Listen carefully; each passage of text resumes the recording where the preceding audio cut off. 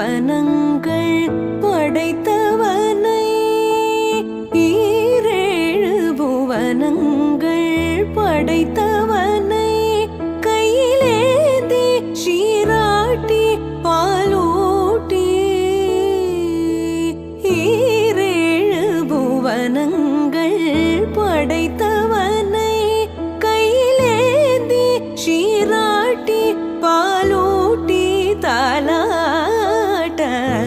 என்ன தவம் செய்தனை யசோ